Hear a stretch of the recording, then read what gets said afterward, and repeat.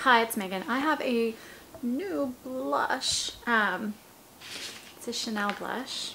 So Chanel was for years my go-to, along with NARS and Laura Mercier and a little bit of Bobbi Brown, but Chanel was like my, I don't know, guilty pleasure, I guess, because it's so friggin' expensive. So this is a Chanel blush, but I had never tried the cream blush until recently, and this is cheeky. This is a limited edition summer collection blush, and I actually wandered to the Chanel counter looking for this specific blush because I saw it online and I thought, that sounds like something I really want to check out. And I absolutely meant to just ignore the whole Chanel summer collection and got sucked in because I thought it was so gorgeous when I was there. But my favorite item was the blush. So it comes like this, and it looks like this, no brush or anything like that. And I've played around with it using my fingers, and then also a brush like this, which I actually got as part of, God, I don't even know what I got it as part of. But anyway, this is one of my favorite brushes for contouring. I think it's a foundation brush, but I'm not sure.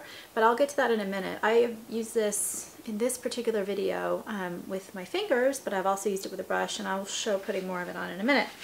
So it's $38 for a 0.09 ounce, and it's described by Chanel as a rose with bronze tint, which is somewhat accurate.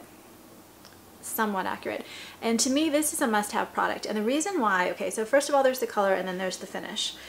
To me, the color is more brown than rose. When it says rose with bronze tint, it's a little bit of a warm, bronzy brown.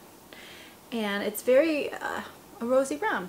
It's got kind of neutral to warm undertones, but I would say slightly more warm than neutral. And I have kind of slightly more warm than neutral skin tone anyway, so that's a good thing. And the finish when I put it on is a very kind of satin matte. It is an amazing formula. So as far as the color is concerned, the reason why I say it's a must-have, and I'll do a swatch, and I've got outdoor swatches, is if you see how it is a brown with kind of the rosy bronze thing going on.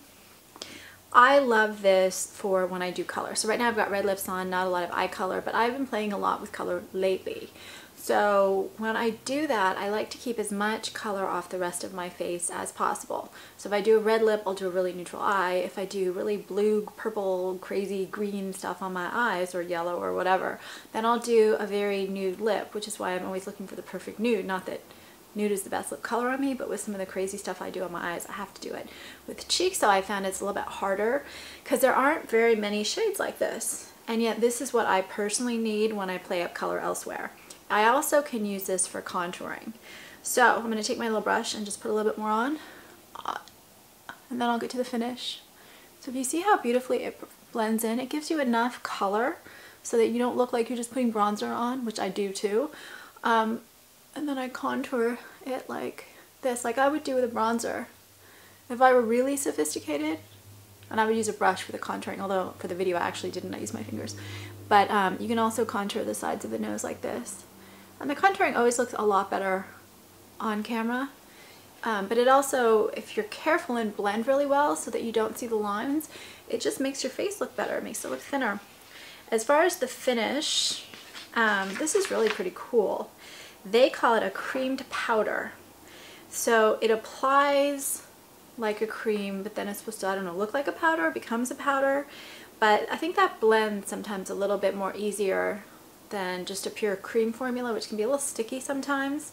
And I have dry skin, so I don't have a problem with those not drying down.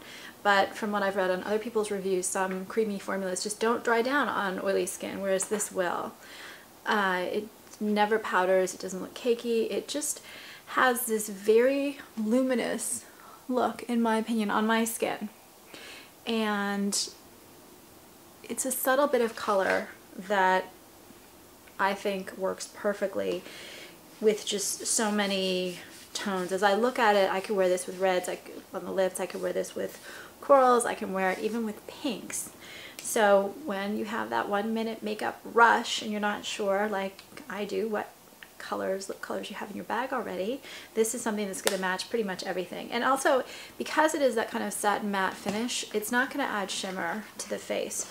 Better for contouring in my opinion, and then also better if you don't know as you start your makeup what your day is going to bring, and you want to put shimmer on your eyes, you want to put shimmer on your lips.